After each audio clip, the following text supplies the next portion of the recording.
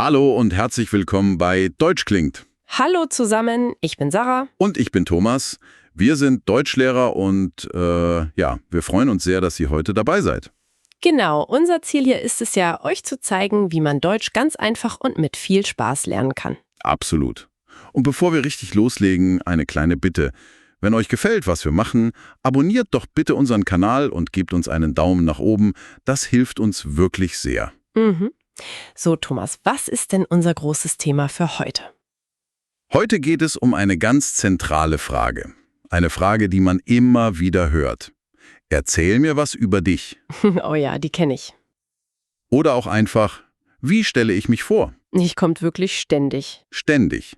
Im Deutschkurs, bei einem neuen Job, wenn man neue Leute kennenlernt, man kommt nicht drum herum. Stimmt. Aber keine Sorge, wir erklären euch das heute Schritt für Schritt, damit es am Ende ganz einfach wird. Versprochen? Das Ziel ist, dass ihr am Ende einfache, aber gute Sätze über euch selbst bilden könnt.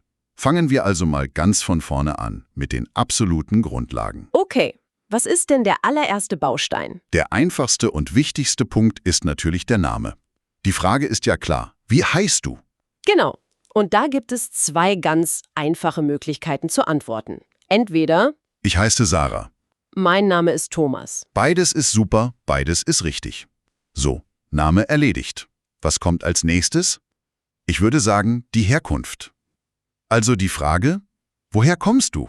Ja, auch ein Klassiker. Die Antwort ist ganz einfach. Ich komme aus und dann das Land. Ich komme aus Kanada oder ich komme aus den USA. Und direkt danach kommt oft die Frage nach dem Wohnort. Das ist ja nicht immer dasselbe. Die Frage lautet, wo wohnst du? Mhm. Und da kann man schon ein bisschen mehr Persönlichkeit reinbringen, oder? Ja, genau. Man kann sagen, ich wohne in einer großen Stadt. Vielleicht ist die Stadt dann sehr beschäftigt und laut.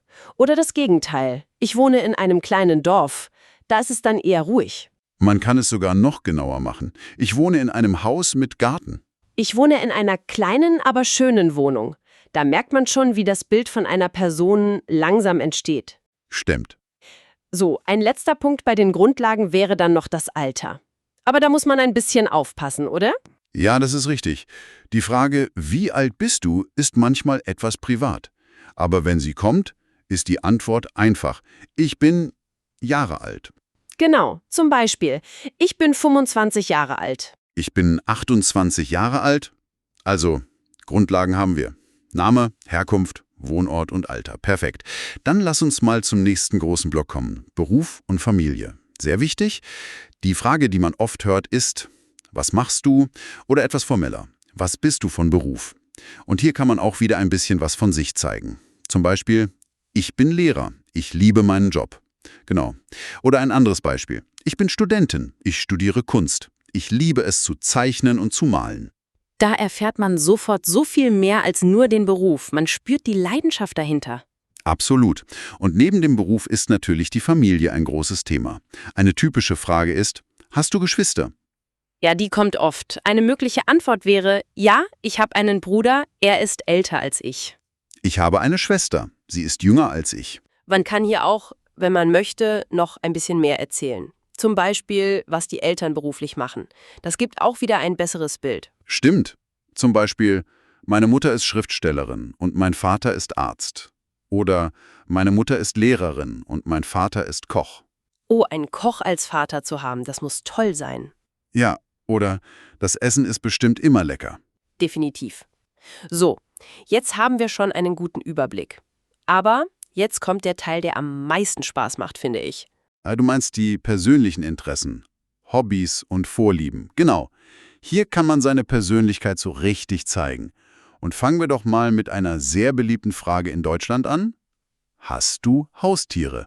Oh ja, sehr wichtig. Da gibt es ja die Hundemenschen und die Katzenmenschen. Richtig. Man könnte also sagen, ja, ich habe einen Hund. Sein Name ist Max. Er ist braun, freundlich und sehr lustig. Oder für die Katzenfans. Ja, ich habe eine Katze. Ihr Name ist Luna. Sie ist schwarz-weiß, sehr ruhig und schläft viel. Allein durch diese Antwort weiß man schon so viel über den Alltag von jemandem. Total. Und von den Tieren ist es ja kein weiter Weg zu den Lieblingsthemen. Zum Beispiel Lieblingsessen. Was ist dein Lieblingsessen? Pizza. Definitiv. Aber auch da kann man ja wieder unterscheiden. Isst du lieber Gemüsepizza oder Salami-Pizza? Oder Pasta? Stimmt. Jede Antwort sagt etwas aus. Genauso bei der Lieblingsfarbe. Was ist deine Lieblingsfarbe? Meine ist blau. So wie der Himmel. Schön. Und meine ist grün, wie die Bäume in einem Garten. Und das Lieblingstier? Da sind wir wieder bei Hund und Katze, oder? Oft ja. Ein Hund ist loyal und freundlich. Eine Katze ist elegant und unabhängig. Das sind ja auch Charaktereigenschaften. Absolut. Lass uns das Thema noch abrunden mit den Hobbys. Die Frage ist ganz direkt, was sind deine Hobbys? Und da gibt es ja unendlich viele Möglichkeiten. Klar. Zum Beispiel. Malen, Bücher lesen. Bei Büchern kann man auch wieder genauer sein. Abenteuergeschichten zum Beispiel. Oder Musik hören, vielleicht Rockmusik. Oder Sport machen. Fußball spielen zum Beispiel. Oder ganz entspannt Filme schauen. Vielleicht am liebsten Komödien oder Animationsfilme. Du siehst, je mehr Details man gibt, desto interessanter wird es. Definitiv. Aber jetzt mal eine andere Richtung. Ist es nicht auch interessant, zu erzählen, was man nicht mag? Doch, das finde ich ein super Punkt. Das gibt einer Person auch Kontur. Also zum Beispiel beim Essen. Man könnte fragen, gibt es ein Essen, das du nicht magst? Ja. Und eine ehrliche Antwort wäre, ich mag keine Oliven. Ich mag kein scharfes Essen. Das ist ja auch eine total legitime Information. Genau. Und das kann man auch auf Aktivitäten ausweiten, oder? Also wenn jemand fragt, gibt es eine Aktivität, die du nicht magst? Klar, eine Antwort, die wahrscheinlich jeder versteht. Ich mag es nicht, in langen Schlangen zu warten. Oh ja, wer mag das schon? Oder ich mag es nicht, sehr früh aufzustehen. Auch ein Klassiker. Das schafft sofort eine Verbindung, weil es so menschlich ist. So, jetzt haben wir wahnsinnig viele Bausteine gesammelt. Name, Alter, Beruf, Familie, Hobbys, Vorlieben, Abneigungen. Puh, ganz schön viel, ja?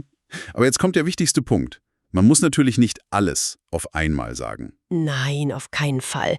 Das wäre ja wie ein Monolog. Man wählt aus, was zur Situation passt. Genau. Lass uns doch mal 2 Situationen durchspielen. Situation 1. Der erste Tag im Deutschkurs. Okay, da würde ich es eher kurz und informativ halten. Sowas wie: Hallo, mein Name ist Thomas, ich komme aus den USA und ich möchte Deutsch lernen, weil ich gerne neue Dinge lerne. Perfekt. Kurz, freundlich, alles Wichtige ist drin. Und jetzt Situation 2. Du bist auf einer Party. Ah, okay, da würde ich es ganz anders machen. Viel lockerer. Eher so: Hi, ich bin Sarah, ich male gerne und höre Musik. Siehst du, das ist ein super Gesprächsstarter. Die andere Person kann dann sofort nachfragen. Genau. Oh, was malst du denn? Oder welche Musik hörst du gerne? Und schon ist man im Gespräch. Und das ist das ganze Geheimnis. Die Frage, erzähl mir was über dich, ist keine Prüfung. Nein, es ist eine Einladung. Eine Einladung, etwas von sich zu teilen und den anderen kennenzulernen. So, ich glaube, damit haben wir das Thema ziemlich gut zusammengefasst. Die wichtigste Lektion ist: Habt keine Angst, über euch zu sprechen. Genau. Haltet es einfach, seid freundlich und lächelt. Das hilft immer. Absolut. Wow, die Zeit verging ja wie im Flug. Ja, total. Es hat wieder richtig viel Spaß gemacht.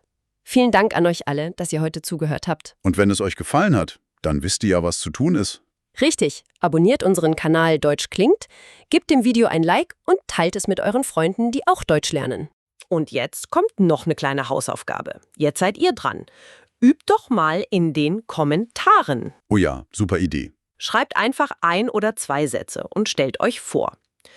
Wir haben ein paar Vorlagen für euch. Mein Name ist...